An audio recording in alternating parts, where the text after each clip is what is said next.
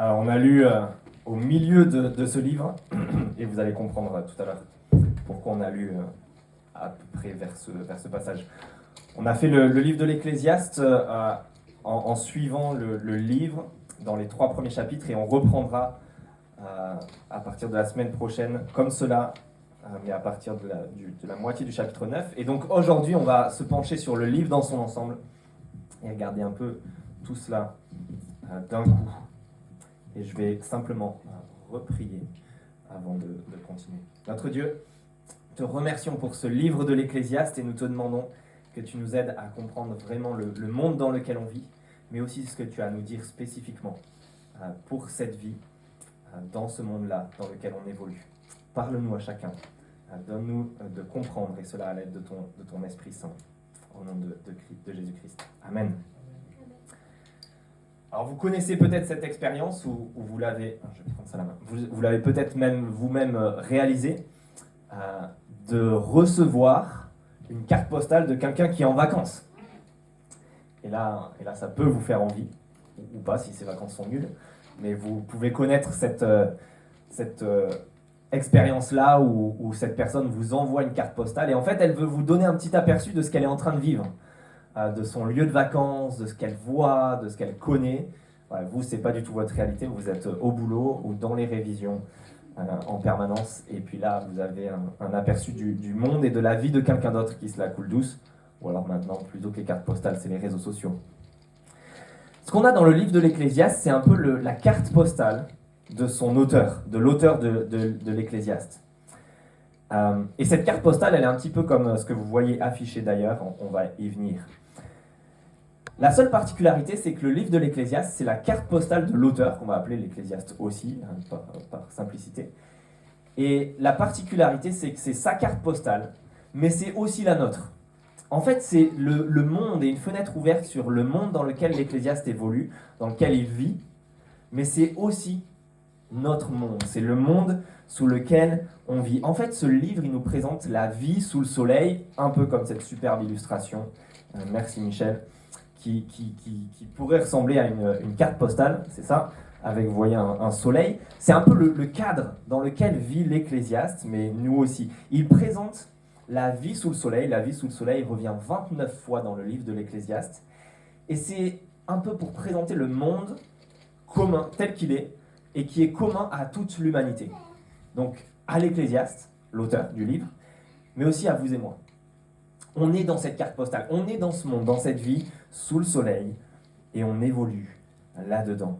Et ce que ce livre et cette carte postale veut nous apprendre à faire, et ce qu'on va voir, je l'espère maintenant, c'est nous apprendre à craindre Dieu dans ce monde tordu. C'est apprendre à craindre Dieu dans ce monde tordu pour accéder au bonheur éternel. Et je vous propose qu'on survole ce livre en regardant 2 choses. On va voir un petit peu 2 éléments constitutifs de notre carte postale. On va regarder dans un premier temps le cadre général, un peu le décor général, l'arrière-plan de toute cette carte postale, de tout ce monde dans lequel on évolue. Et dans un deuxième temps, on va se pencher sur des éléments particuliers, des éléments constitutifs de cette vie, des éléments de la carte postale. Et pour vous donner un petit peu un avant-goût, ça veut dire quoi ? On va parler de comment ce livre nous présente notre relation à l'argent, aux relations, au travail, au repos, etc. etc. On va prendre juste quelques exemples. On va voir d'abord le cadre général, et puis ensuite des éléments particuliers, et ce que veut nous apprendre ce livre ou cette carte postale à chacun. Donc tout d'abord, le cadre général. Je propose qu'on regarde le décor et le cadre général de cette carte postale. Il y a 3 éléments, et un quatrième que je vous donnerai, mais 3 éléments principaux dans cette carte postale. Et le premier élément, c'est la vapeur, ce qu'on pourrait appeler la vapeur. Parce que cette carte postale, ce livre, il nous présente la vie sous le soleil. On l'a dit, 29 fois c'est cité, la vie sous le soleil. L'auteur a vu sous le soleil. Mais ce qu'il a vu, c'est quelque chose de sombre, à bien des égards de triste, de déprimant. C'est un peu, encore une fois, comme cette illustration, tout est en noir et blanc. Tout est fade, tout est triste, ça semble vain. Ça semble vain, il n'y a pas de couleur. En fait, c'est le thème de cette vie sous le soleil, de ce que l'auteur veut nous apprendre en premier. C'est le premier verset de son livre. Si vous l'avez sous les yeux, vous pouvez le prendre, mais chapitre 1, verset 2, après la petite parole d'introduction en italique. Comble de l'inconsistance, ou littéralement vapeur des vapeurs, dit l'Ecclésiaste. Tout n'est que fumée, tout n'est que vapeur. Et c'est aussi comment il termine, chapitre 12, verset 8. Comble de l'inconsistance, vapeur des vapeurs, dit l'Ecclésiaste, tout n'est que fumée. Et ce terme, en fait le terme qui est traduit parfois de la vapeur, de la fumée, ou dans certaines traductions de la vanité, de la futilité, il revient 39 fois. Un terme en hébreu qui est ével. Et c'est difficilement traductible, mais c'est cette idée-là de vapeur dans l'image, ou dans le sens que ça veut apporter de cette vanité. Pourquoi ? Parce que ça nous présente une vie qui est vaine, qui est frustrante en termes de qualité. C'est vain et c'est frustrant parce que ce n'est pas solide. L'expérience dans cette vie, l'expérience humaine, elle nous déçoit, ça ne tient pas, c'est pas solide, c'est pas satisfaisant, vraiment. Et puis c'est frustrant, c'est vain, c'est de la vapeur, aussi en termes de quantité. C'est pas durable, si vous voulez, ça ne dure pas longtemps. Et c'est pour ça, penser à de la vapeur ou à de la fumée, c'est non seulement c'est pas solide, c'est inconsistant, vous ne pouvez pas l'attraper, ça ne vous satisfera pas vraiment, mais en plus ça ne dure pas longtemps, comme une vapeur. Ça apparaît, ça disparaît aussi sec, aussi vite. Et donc ça c'est la vie sous le soleil, c'est de la vapeur, c'est vain. Et la question de l'auteur et de nous, bien souvent, c'est celle qui suit au tout début du livre, chapitre 1 toujours, mais verset 3. Quel avantage l'homme retire-t-il de toute la peine qu'il se donne sous le soleil ? Quel intérêt ? Quel but ? Quel sens à la vie ? Et c'est peut-être la question des fois quand on s'arrête qu'on se pose. Est-ce que ça a un but ? Est-ce que ça a un sens ? Qu'est-ce que je fais en fait ? À quoi sert ma vie ? Et est-ce que finalement je vais connaître le vrai bonheur ? Est-ce que je vais être satisfait à un moment donné ? Ça c'est le cadre sous le soleil. Le cadre général de la vapeur, de la vanité, de la frustration. Mais le deuxième élément, c'est le bonheur. Le bonheur qui est un don de Dieu. Parce que dans cette sombre carte postale, et là on ne l'a pas totalement peut-être, mais il y a des rayons de soleil qui percent les nuages quand même et qui arrivent jusqu'à nous et qui nous éclairent. Pour exemple, chapitre 2, verset 24, le seul bonheur pour l'homme consiste à manger, à boire et à se donner du plaisir dans son travail. Mais cela aussi, je l'ai bien vu moi-même, dépend de Dieu. En fait, c'est le premier d'un des 7 refrains qui revient dans tout le livre. 7 dans la pensée juive pour expliquer la totalité, mais c'est 7 refrains qui reviennent et qui même vont crescendo. Et qui vont aller en augmentant. Je vous lis peut-être pas tout, mais un extrait du dernier de ces refrains, chapitre 9, versets 7 à 10, ou un des derniers. « Va manger ton pain dans la joie et boire ton vin dans la gaieté, puisque Dieu prend déjà plaisir à ce que tu fais. Qu'à tout moment tes habits soient blancs et que l'huile ne manque pas sur ta tête. Jouis de la vie avec la femme que tu aimes pendant toute la durée de ta vie sans consistance que Dieu t'a donnée sous le soleil, pendant toute la durée de ton existence fumeuse. Car voilà quelle est ta part dans la vie, dans la peine que tu donnes sous le soleil. » Vous voyez, on a ce refrain qui vient 7 fois et qui est une allusion au tout début de la Bible et au début de la création, en fait à Genèse 1 et 2, manger, boire, prendre du plaisir dans le travail que Dieu nous a donné à faire. C'est un peu la vocation humaine et le bonheur qu'on peut connaître, comme c'était le cas dans le paradis au tout début, dans l'Éden, dans le jardin de délices où on mangeait, on buvait à profusion, on avait une activité réjouissante. Et donc, ce que le livre veut nous dire, c'est pas simplement déprimant, c'est profite. Ce que le livre nous dit, c'est de profiter du bonheur. En quelque sorte, c'est le même commandement que Dieu avait donné à Adam et Ève. Profite.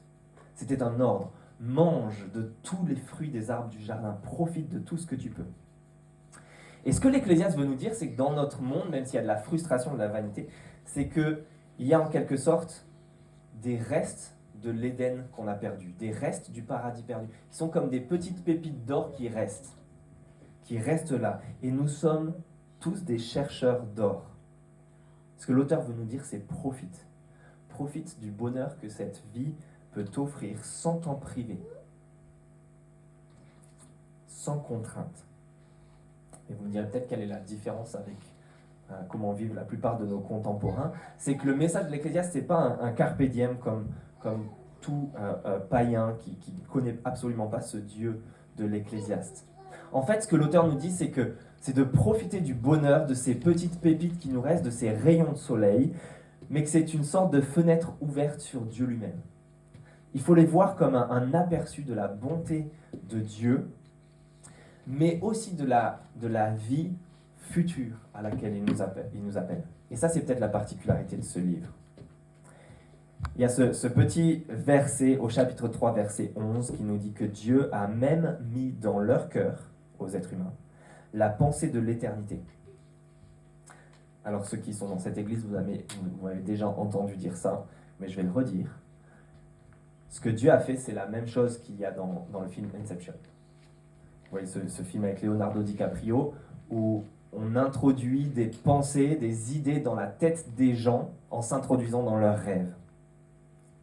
Mais ce que Dieu a fait, c'est ça, mais en mieux. Il a implanté en nous une petite idée, à l'intérieur de nous. L'idée de la vie éternelle. L'idée, la pensée d'une vie éternelle. Peut-être dû au fait que notre esprit, comme le dira l'auteur à la fin du livre, retourne à Dieu lors de notre mort, à celui qui l'a créé. Cette idée que ça ne s'arrête pas avec la mort, mais cette idée qu'il y a une vie après, une vie éternelle. Et cette idée qu'il y a et qu'il peut y avoir une vie qui sera cette fois-ci satisfaisante, en termes de qualité, qui sera enfin satisfaisante, qui ne nous décevra pas, et qui sera aussi satisfaisante en termes de durée, de quantité, une vie qui ne s'arrêtera pas non plus trop tôt. Autrement dit, peut-être la première chose pour nous, c'est de nous dire, en écoutant l'Ecclésiaste, que tout ce que l'on espère, ce à quoi on aspire, ce qu'on aimerait, ou peut-être ce que l'on manque dans cette vie, et qu'on peut le connaître dans la vie éternelle. La relation, les relations satisfaisantes. Le confort de vie, la maison, le jardin de tes rêves, les amitiés non gâchées, le plaisir, le fait de ne pas manquer d'argent, de ne pas manquer de temps, de pouvoir étudier, explorer des domaines de connaissances qu'on ne connaît pas encore, de pouvoir vivre des loisirs ou aller voir des lieux ou faire des voyages qu'on n'a pas eu l'occasion de faire. Oui, on peut connaître ça, on pourra connaître ça. Et l'Ecclésiaste veut nous dire, il y a cette pensée de l'éternité. Et un jour, on aura la vie, on peut avoir accès à cette vie qui ne sera pas frustrante. Autrement dit, cette carte postale dans laquelle on évolue, elle nous appelle, elle nous attire à la vie après la carte postale. On va le voir tout à l'heure, on est en train d'évoluer dans cette vie comme un voyage, comme si on voyageait un peu de gauche à droite dans cette carte postale. Et l'Ecclésiaste, il veut nous appeler à ce qu'il y a après la bordure de droite, après le point final. Il nous attire après l'extrémité. Sans cesse, cet auteur, il met l'accent ou il porte nos yeux vers la fin de l'histoire.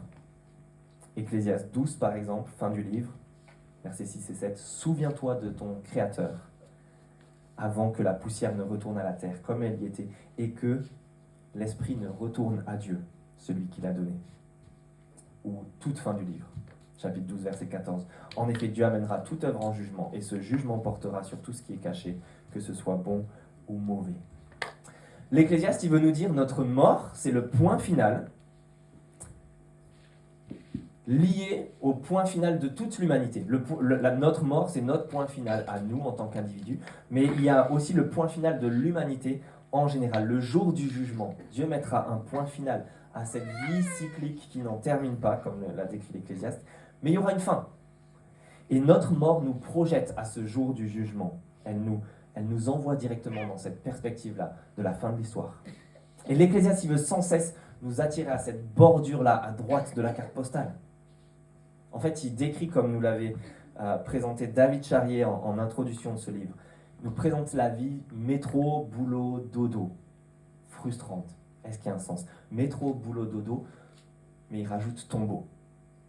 Sans cesse, l'auteur nous amène à avoir les yeux fixés devant nous et sur le futur, et même ce qui nous attend après le point final, après notre mort, après le jour du jugement. Cette pensée et cette idée de l'éternité. Donc le cadre général, la vapeur, frustrante. Mais en même temps, le bonheur. Profite. Profite et regarde ce à quoi ça t'appelle, à cette vie éternelle. Et puis, peut-être le point focal ou la raison de tout ce livre. Craindre Dieu. Voilà là où l'auteur veut nous amener. Écoutez la conclusion de tout ce discours selon l'auteur lui-même, Ecclésiaste 12, versets 13 et 14. Écoutons la conclusion de tout ce discours, nous dit l'Ecclésiaste. Crains Dieu et respecte ses commandements, car c'est ce que doit faire tout homme, tout être humain. En effet, Dieu amènera toute œuvre en jugement, et ce jugement portera sur tout ce qui est caché, que ce soit bon ou mauvais. Alors oui, ça vient à la fin du livre, mais j'aimerais vous dire que c'est en fait quelque chose que l'auteur amène sans cesse tout au long du livre, et qui là aussi prend de l'ampleur. Ecclésiaste 3, par exemple, verset 12, nous disait déjà « J'ai reconnu que leur seul bonheur consiste à se réjouir et à bien agir pendant leur vie. » Ou Ecclésiaste 11, quand l'auteur parle à des personnes jeunes, ou en tout cas un jeune homme, il dit de se réjouir, de profiter, de faire toutes sortes de choses, mais il dit « Cependant, sache que pour tout cela, Dieu t'appellera en jugement. Souviens-toi de ton Créateur durant ta jeunesse. » Et si vous voulez le regarder plus en détail, vous pourrez regarder par exemple dans le chapitre 8, versets 12, 13, ou dans ce chapitre 10, la crainte de Dieu revient sans cesse. Elle est ce qui détermine le juste et le méchant, craindre Dieu ou ne pas le craindre. Et c'est peut-être la raison centrale de pourquoi cette vie dans laquelle on vit est comme cela. Pourquoi cette carte postale, elle est dessinée comme cela. Écoutez, chapitre 3, verset 14. L'auteur nous dit « J'ai reconnu que tout ce que Dieu fait durera toujours, sans qu'on puisse ajouter ou enlever quoi que ce soit. » Tout ce que Dieu fait dans cette vie, dans cette carte postale. Et que Dieu agit de cette manière, afin qu'on éprouve de la crainte devant lui. Autrement dit, Dieu a dessiné les choses ainsi intentionnellement, selon ce livre, dans cette vie, pour qu'on apprenne à le craindre. Alors j'aimerais de suite dire que selon l'Ecclésiaste, et selon la perspective de toute la Bible d'ailleurs, ça ne veut pas dire qu'on est appelé ou qu'on est censé ou que c'est même possible d'être parfait. Ecclésiaste 7, verset 20, voici ce que dit l'auteur. « Non, il n'y a sur la terre aucun homme juste qui fasse le bien et qui ne pêche jamais. » Non, la perfection n'est pas l'idée. Ça ne veut pas dire non plus, selon l'auteur, qu'on n'est pas agréable à Dieu.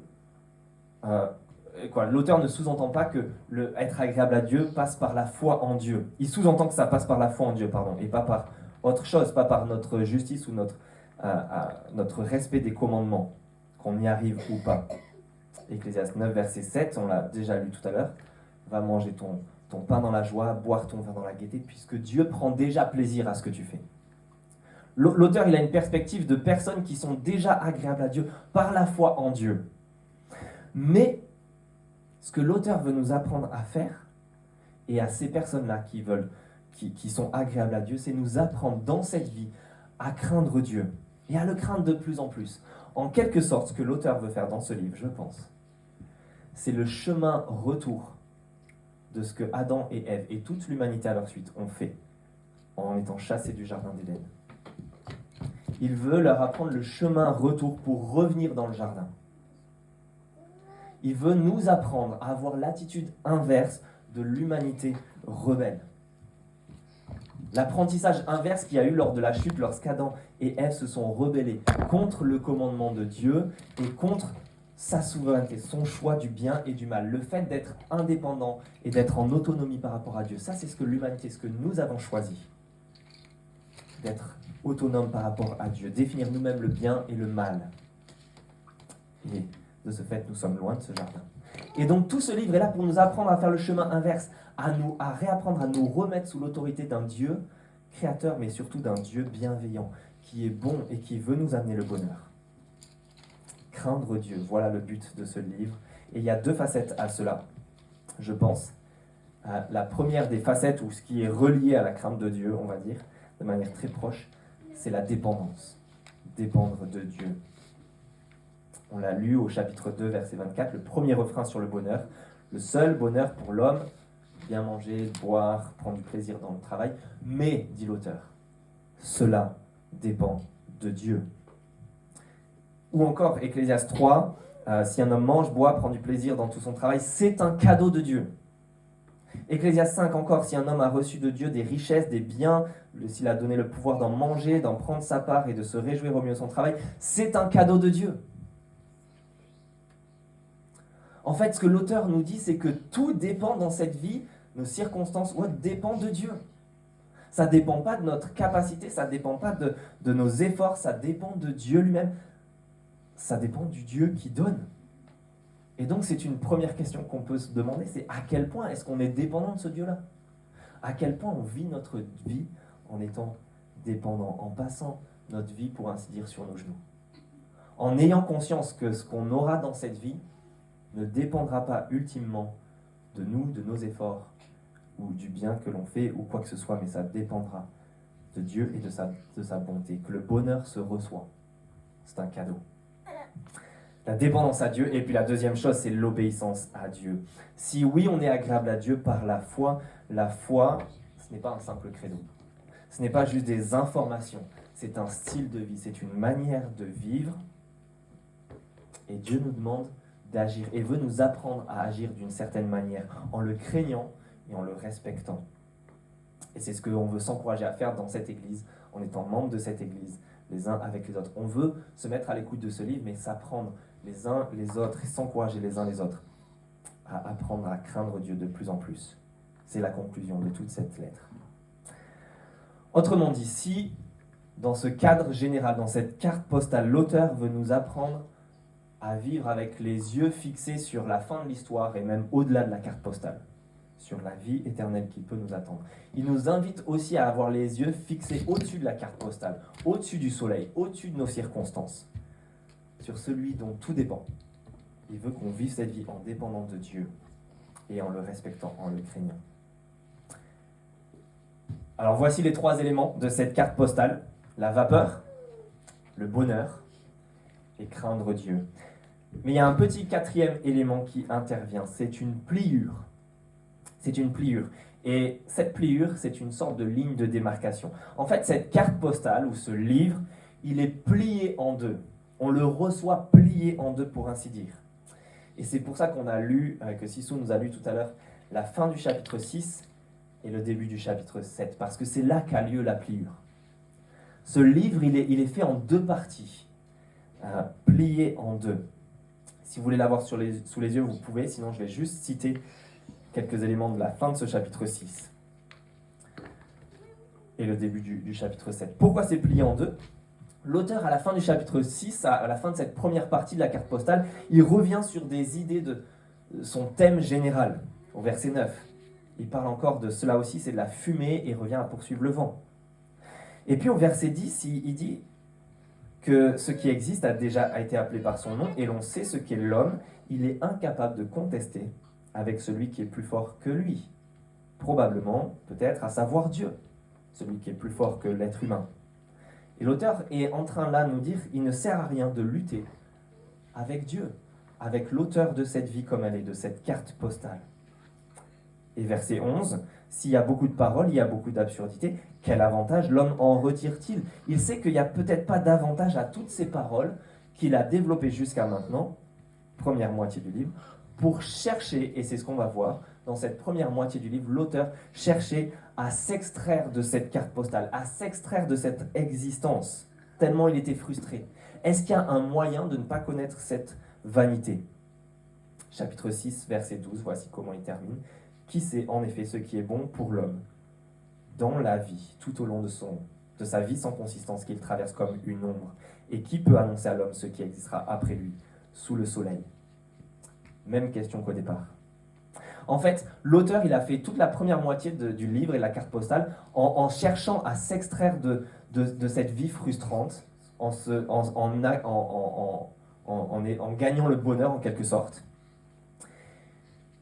Et il n'y est pas arrivé. Et il termine avec les mêmes constats qu'au début. Et donc il se pose la question, pour la deuxième moitié, qu'est-ce qui est bon maintenant si on accepte cette condition sans s'en extraire?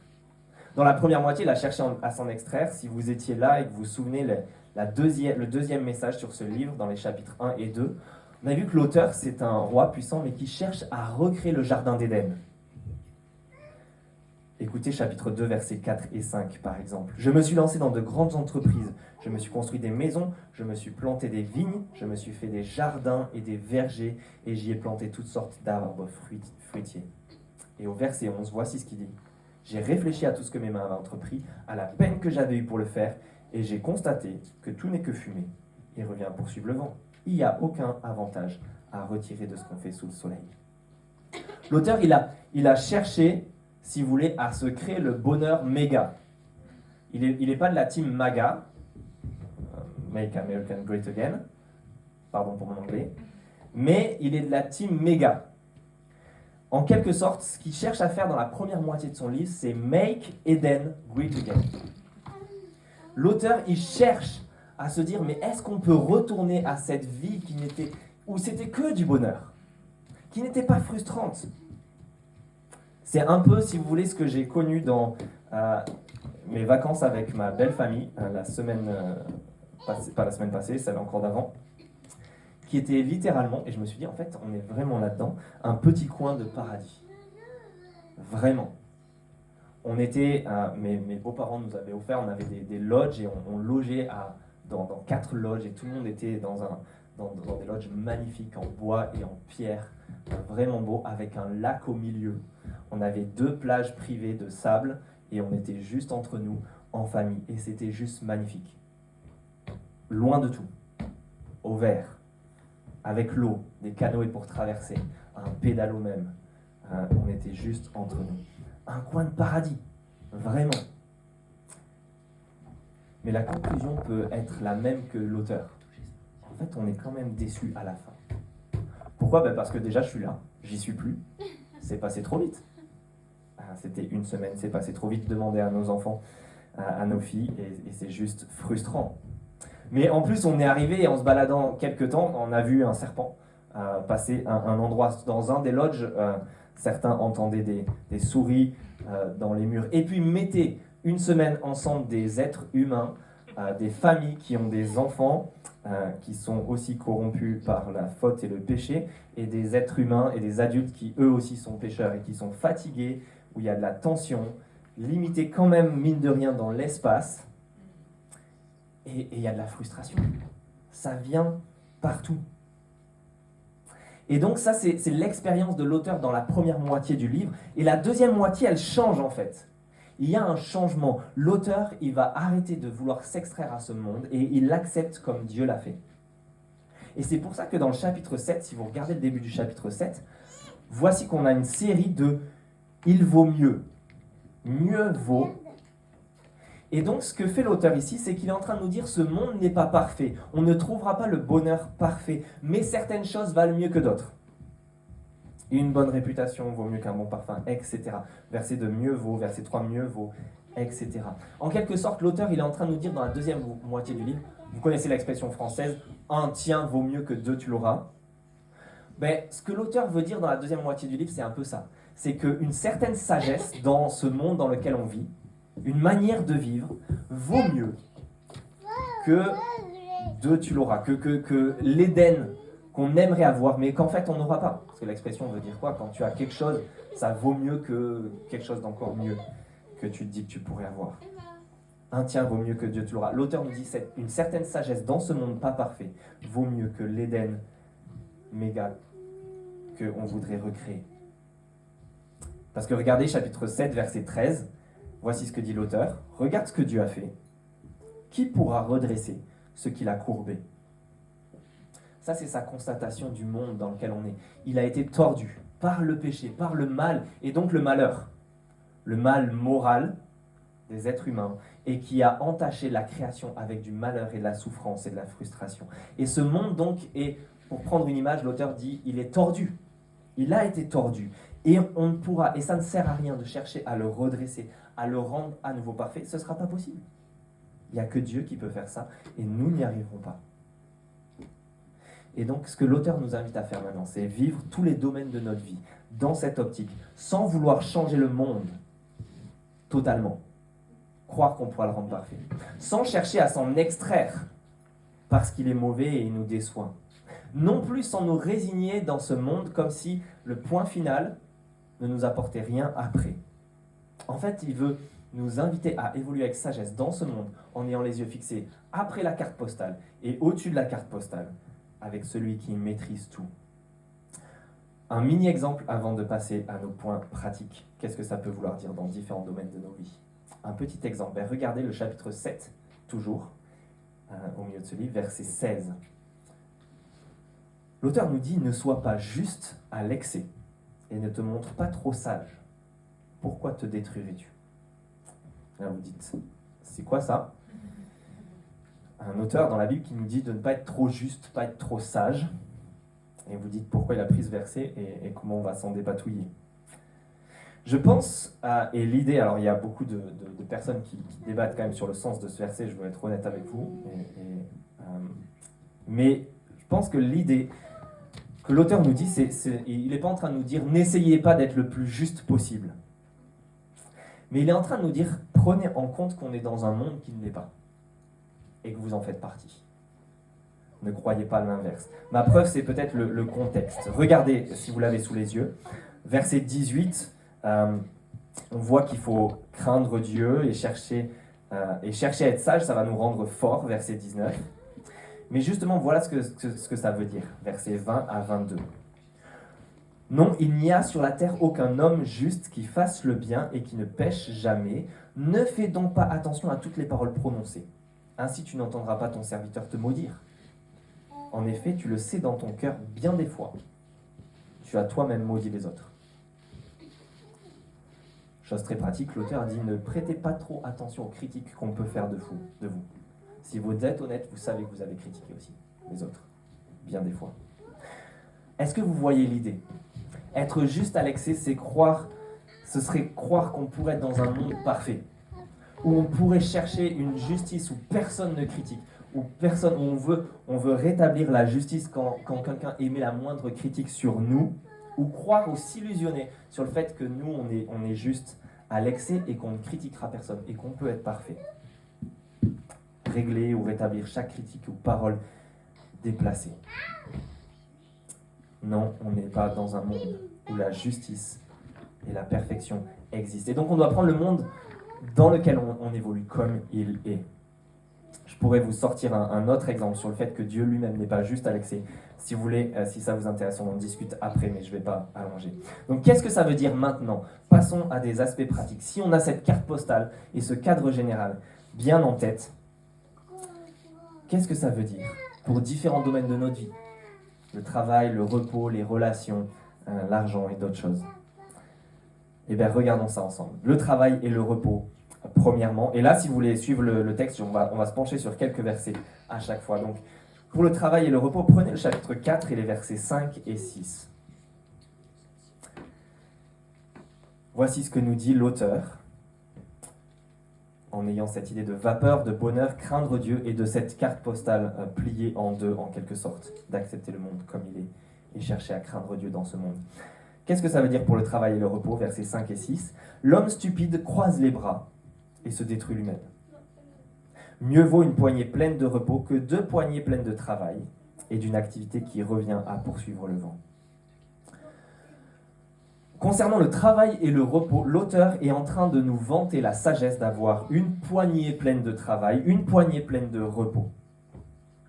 Et en même temps de ne pas croiser les bras. Qu'est-ce que ça veut dire? Il est en train de nous dire que bosser comme un acharné et croire que par là on va se procurer enfin le bonheur, vraiment, qui ne nous décevra pas. Autrement dit, se mettre 2 poignées pleines de travail. Travailler pour gagner plus et être enfin heureux. C'est vivre avant la pliure de la carte postale. C'est vivre dans la première moitié. C'est croire encore qu'on peut s'extraire de cette peine sous le soleil et de ce bonheur qui n'est que passager. C'est croire qu'on va pouvoir se procurer ce bonheur absolument stable et éternel un peu trop tôt. Et le burn-out nous rappelle que ce n'est pas vrai, qu'on n'atteindra pas le bonheur. Mais à l'inverse, ne rien faire, croiser les bras, selon l'auteur, ou on pourrait dire avoir 2 poignées pleines de repos, ce n'est pas non plus la sagesse. Profiter de manière injuste d'aides qui nous seraient données par l'État. Ne plus avoir en tête 6 journées de travail et 1 jour de repos, mais chercher à outrance, comme dans notre société, à travailler 3 jours et le reste, n'avoir que des loisirs. Pas faire un voyage en vacances, mais carrément faire des voyages de 1 an pour faire le tour du monde. Et vivre sur le travail des autres pour cela. Ça aussi, c'est vivre avant la pliure. C'est chercher le repos avant l'heure. Et c'est aussi croire qu'une activité n'est pas bonne alors qu'elle a été créée par Dieu. Et à l'inverse du burn-out, le bore-out nous rappelle qu'on est fait pour travailler et avoir de l'épanouissement dans notre vocation et dans le travail que Dieu nous a donné. Juste le fait d'être actif. 1 poignée de chaque au lieu de 2 poignées de l'un ou de l'autre. Ça, c'est la sagesse dans ce monde. C'est craindre Dieu et obéir à la vocation qu'il nous a donnée en tant qu'être humain, d'être actif. Mais c'est aussi être dépendant de ce Dieu qui nous donne tout. C'est se confier en lui sans croire que tout dépend de notre travail, notre capacité, nos efforts, de notre peine. Et c'est trouver notre repos et notre confiance en lui. Voilà ce que ça peut vouloir dire pour le travail et le repos. Et ce que ça peut vouloir dire pour l'argent, très rapidement, parce que c'est lié au travail et au repos. Ecclésiaste 6, chapitre 6, cette fois-ci, versets 1 et 2. Il y a un mal que j'ai vu sous le soleil et qui est fréquent parmi les hommes. Dieu a pu donner des richesses, des biens et de la gloire à un homme, et rien de ce qu'il désire ne lui manque. Mais Dieu ne lui laisse pas le pouvoir d'en jouir. C'est un étranger qui en jouira. C'est de la fumée et un mal douloureux.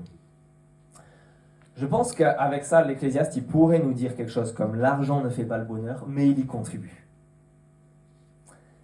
En fait, il affirme, c'est vrai, que tous nos problèmes ne seront pas réglés avec de l'argent. Et que croire que nos problèmes vont être réglés si on est riche et qu'on est à l'abri du malheur, c'est encore une fois être dans la première moitié de la carte postale du livre.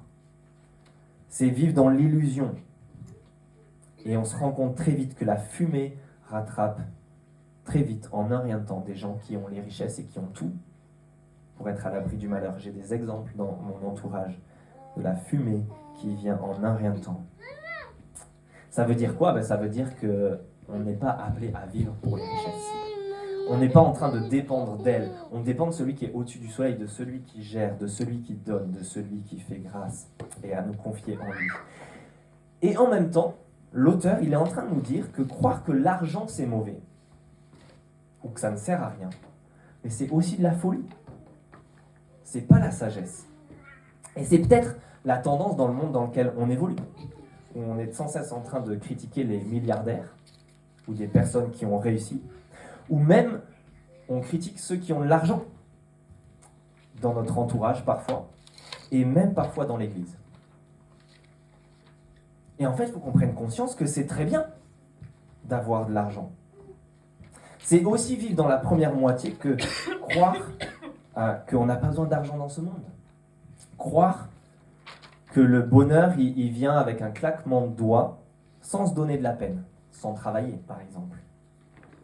Non seulement, dans le verset qu'on a lu, l'argent, les richesses, les biens, c'est un don de Dieu. C'est un cadeau de Dieu. Dieu le donne dans sa bonté, parce que c'est bon.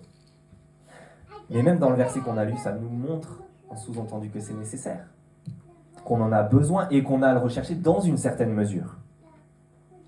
On a à vivre et à chercher la réussite et le bonheur comme on le peut, dans une certaine mesure. Ce serait de la folie de croire aujourd'hui qu'on n'a pas besoin d'argent pour assurer un avenir à notre famille et pas prendre ses responsabilités au sérieux.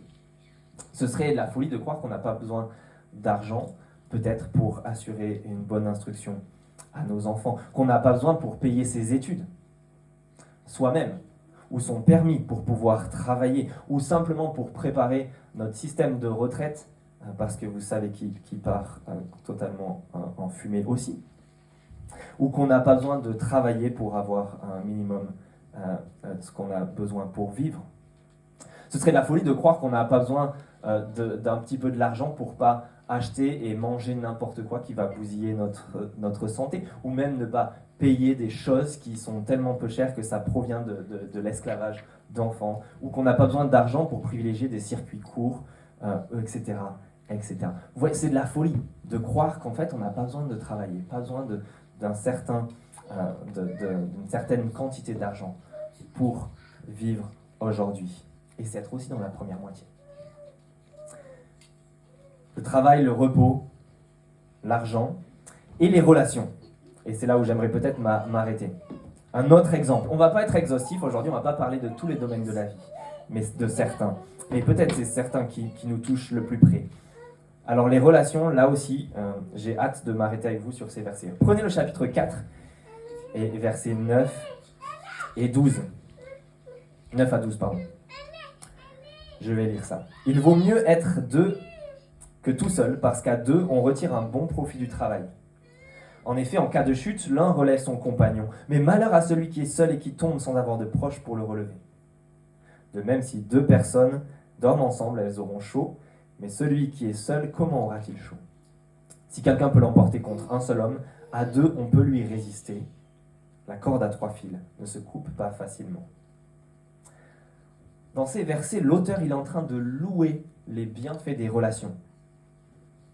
Il évoque peut-être le mariage, en évoquant Genèse 2, qui nous disait qu'il n'est pas bon que l'homme soit seul. Vous vous souvenez du début de la Bible, c'est ce que l'auteur nous dit ici. Il est bon de ne pas être seul. Mais il ne parle pas que du mariage, il parle en fait de l'amitié. Il parle des collaborations. C'est sûrement de ce contexte-là, des personnes qui dorment ensemble, qui étaient en route, en voyage, peut-être pour travailler, ou peut-être des gens à l'armée. Vous voyez l'idée de retirer du profit de son travail. Et il loue l'idée que c'est encore mieux d'être 3 que 2, avec cette image de la corde à 3 fils, où on résiste encore plus qu'à 2. Donc l'auteur loue les relations, et tout type de relations. Ok, les relations sont bonnes, la solitude ne l'est pas. Donc l'idée de croire qu'on n'a pas besoin des autres, croire qu'à seul on est mieux et qu'on peut se couper de tout le monde et qu'on n'a pas besoin parce que les autres nous énervent trop, ce n'est pas ce que l'auteur est en train de dire. Mais en même temps, prenez le chapitre 7 et les versets 28 et 29. Et là aussi, il y a beaucoup de débats sur ces versets, je dois vous le dire, même si je vais vous présenter une solution possible et ce que je pense personnellement. Versets 28 et 29, Ecclésiaste 7. « Voici ce que je cherche encore sans l'avoir trouvé, nous dit l'auteur. J'ai trouvé un homme digne de ce nom sur 1000, mais je n'ai pas trouvé de femme parmi eux. » Vous voyez un peu l'objet du débat. « Examine seulement ce que j'ai trouvé. Dieu a fait les êtres humains droits, mais eux, ils ont cherché beaucoup de détours. » C'est peut-être de la folie de s'attaquer à ce verset dans le livre de l'Ecclésiaste. J'aurais pu le laisser de côté. Mais remarquez, j'aimerais dire, même si l'auteur est en train de dire qu'il a trouvé un homme digne de ce nom sur 1000, mais pas de femme, remarquez que l'auteur déjà est un homme. Il était roi en Israël, il nous a dit au début du livre. Et donc, trouver un homme digne de ce nom, c'est aussi extrêmement compliqué. 1 sur 1000, nous dit-il, il en a trouvé. 0,1%. Donc un homme sage et une femme sage, c'est dur à trouver. En fait, l'auteur est en train de nous dire c'est tellement dur dans ce monde de trouver quelqu'un digne de ce nom, de quelqu'un de sage. Un homme, c'est dur à trouver. Et une femme encore plus. Pourquoi est-ce qu'il dit ça? Est-ce que parce que les femmes sont moins intelligentes que les hommes? Je ne pense pas. Je pense et je vous propose que ce que l'auteur est en train de dire, c'est qu'il est en train de prendre cet exemple parce que lui est un homme. Et donc, il est en train de parler de 2 types de relations. En parlant des hommes et des femmes, il est en train de parler de l'amitié d'abord. Et je pense de la relation amoureuse après. En fait, le dernier verset qui suit, vous avez vu, verset 29, il parle du péché chez les êtres humains. Et donc, il est en train de dire c'est tellement difficile de trouver un être humain, que ce soit un homme ou une femme, parce que le mal, le péché habite tellement les êtres humains. Et juste les versets juste avant, il est en train de parler des relations charnelles, amoureuses, si vous voulez, entre un homme et une femme, en train de parler d'une femme qui est un piège avec des relations charnelles. Donc ça va bien dans ce sens, je pense, de parler de nos attentes dans l'amitié et dans l'amour. En fait, l'auteur est en train de nous présenter nos propres attentes, et pas seulement nos attentes, aussi la réalité dans cette vie de la difficulté des relations dans l'amitié et encore plus dans l'amour. L'amitié, c'est déjà un chantier, nous dit-il. Je trouve un homme digne de ce nom sur 1000. Et alors dans l'amour, en relation amoureuse, n'en parlons pas. C'est un chantier encore plus grand. Là aussi, ce serait de la folie que de croire que l'amitié ou l'amour, c'est facile. Que des relations parfaites, sans conflit, sans accroc, au boulot, entre amis, à la maison, c'est tellement simple. C'est de la folie, nous dit l'auteur. Et donc, qu'est-ce que l'auteur est en train de nous dire avec ces deux choses? Il nous dit, profite des relations, entretiens-les, elles sont bonnes, elles te feront du bien, elles seront utiles même. Ta famille, tes amis, ton église. Mais par contre, attends-toi à ce que ce soit délicat. C'est précieux, mais c'est délicat. C'est tellement facile de tout faire foirer, de se blesser, de se faire mal, de dire juste un mot de travers. Dans ton 1 à 1, dans les G-Cubes, les groupes de semaine qu'on va reprendre à la rentrée, même dans nos discussions autour d'un café, à la maison, dans ton couple, avec tes meilleurs amis même, c'est tellement facile de tout gâcher ou de blesser l'autre. Et donc les amis, j'aimerais juste nous encourager avec l'Ecclésiaste, nous dire, c'est délicat, mais l'Ecclésiaste nous dit que ça vaut mieux qu'être seul. Et donc j'aimerais vous encourager à profiter de ça, dès maintenant, dès cet été, mais aussi dès la rentrée. Profitez de votre G-Cube, même si vous n'en voyez pas toujours l'utilité. Profitez du temps que vous pouvez passer avec un autre chrétien de cette église, en lisant la Bible, en priant l'un avec l'autre. Soignez ce temps-là, bichonnez-le, même si ce n'est pas parfait. En même temps, n'en attendez pas trop. Dans vos couples, dans vos relations, dans vos amitiés, ne mettez pas tout le poids et l'attente de votre propre bonheur et de votre épanouissement sur le dos des autres. Ils ne sont pas Dieu à sa place. Et peut-être, pour finir, on peut parler des paroles.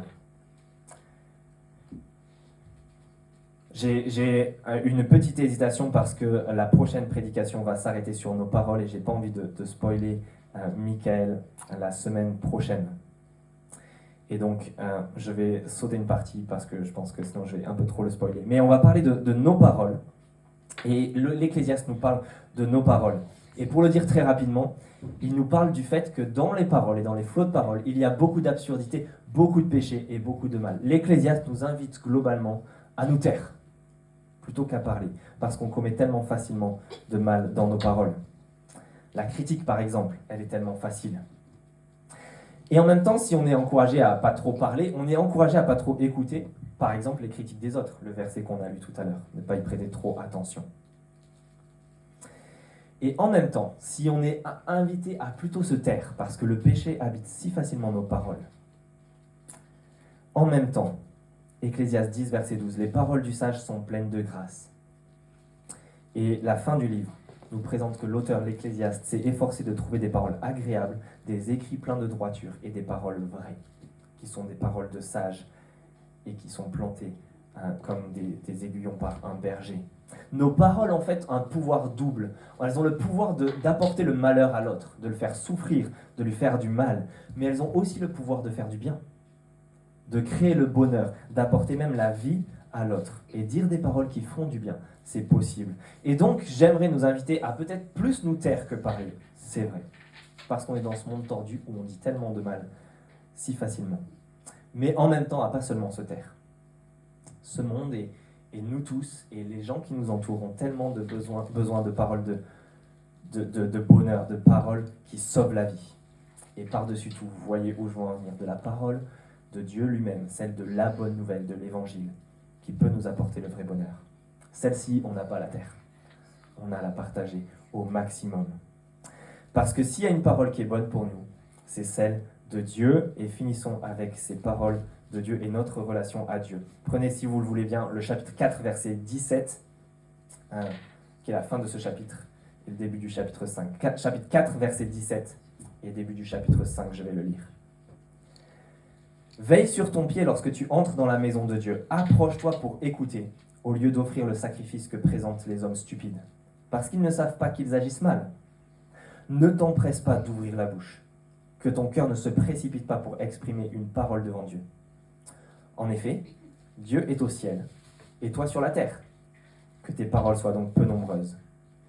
Oui, les rêves surgissent dans un flot d'occupation et la voix de l'homme stupide dans un flot de paroles.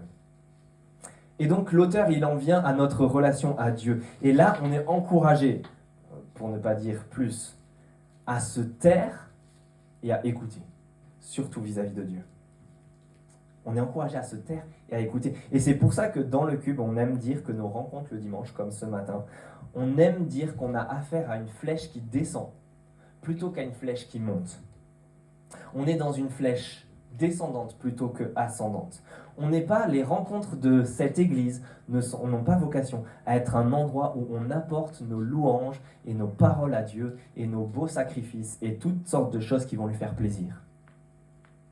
C'est vrai dans une certaine mesure, mais on est surtout en train de se réunir pour attendre que Dieu nous parle, pour nous mettre à l'écoute de la Bible et de sa voix, de sa parole à lui, parce que c'est ce dont nous avons besoin. Alors oui, même si je sais qu'il faut que je fasse des efforts pour réduire la durée des prédications, soyons de ceux qui veulent entendre encore plus Dieu leur parler. Soyons de ceux qui ne peuvent pas passer une journée sans ouvrir une Bible. Soyons de ceux qui n'attendent qu'une chose, de nous retrouver aussi le dimanche ou dans nos G-Cubes pour que Dieu nous fasse entendre sa voix, pour entendre ce qu'il a à nous dire. Parce que c'est lié à un dernier thème de ce livre que je ne vais pas aborder maintenant, qui est celui de la sagesse et de l'intelligence.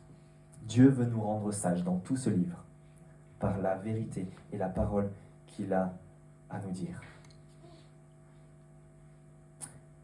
Alors on peut continuer, pour terminer, on peut continuer d'être sage. Et comme je l'ai dit, tous ces domaines ne sont pas exhaustifs. Il y en a une multitude que l'Ecclésiaste aborde et auquel on est invité à réfléchir dans notre vie pour être sage, pour voir ce monde vaporeux, fumeux comme il l'est, voir le bonheur que Dieu nous donne et qu'il nous laisse dans ce monde et apprendre à le craindre pour profiter du bonheur éternel. On peut être sage et continuer à l'être encore plus, ou commencer à l'être, si on ne connaît pas encore ce Dieu et surtout sa révélation en Jésus-Christ. Et dans tous les cas, qu'on connaisse ce Dieu déjà ou pas, il y a une seule chose que l'auteur veut nous dire, qu'il ne reviendra pas à poursuivre le vent.